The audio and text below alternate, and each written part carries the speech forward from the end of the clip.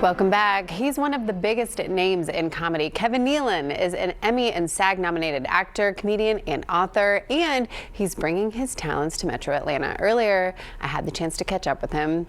Check this out. Kevin Nealon, so good to see you. I'm going to ask you about your stand-up and your show at Helium, but first I have to ask you about Come See Me in the Good Light. It was so good.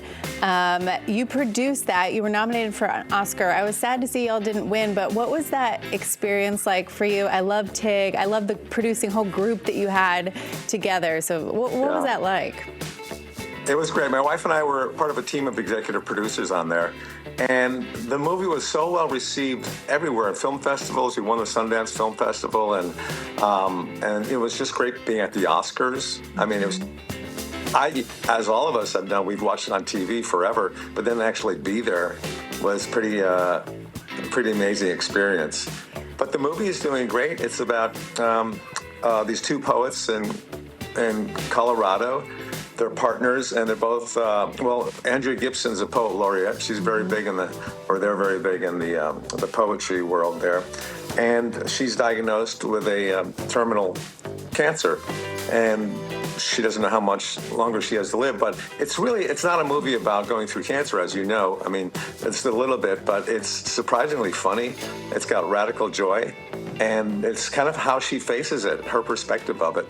And it's really uplifting. It changes a lot of people's lives. Even if they have cancer, they go and see it, and it's like, wow, that's a good way to look at things. It is life-changing, and to watch Meg sort of on the other side of it, it's a beautiful love story that will continue. So thank you for being a part of bringing it to all of us.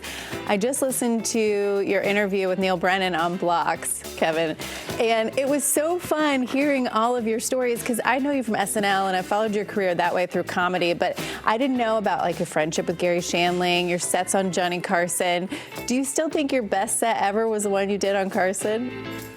Yeah, that was the highlight of my career. Okay. Even more so than Saturday Night Live or Weeds or any other, Sandler movie or anything like that. It was just, it validated me as a stand-up comedian. And stand-up is all I really ever wanted to do. So when I got that was my first blast of success in the whole arena of what I wanted to do. Yeah. So nothing has topped that. Oh, that's cool. And you're still doing it, still touring. I know you're on a nationwide tour right now. You just released also this year you released a comedy special, Loose in the Crotch, which was your first one in 10 years. I know you're at Helium this weekend. Is this new material? Is it from the special? What can we expect? A lot of it's new material. There's some of the material you might have seen in the special. I'll tell you something though. When a comic tells me they're starting fresh from scratch because they just did a special, I go, okay, good luck with that, man. You're not going to be working for about a year or so if you want good material. So for me, it's a gradual sliding out of the old stuff and in with the new stuff. But it's fun to kind of have that challenge to replace a lot of material. Right, and people are so fragmented with what they watch and what they enjoy. I feel like even if you do old material, it's still almost new when you hear it from somebody that you enjoy watching. Speaking of that, I love watching Hiking with Kevin, and it's interesting to me because you know how people say, oh, take them for a car ride, talk to your kids in the car because they open up more. I feel like people open up to you when you're hiking. Have you found that people are more relaxed on the trails?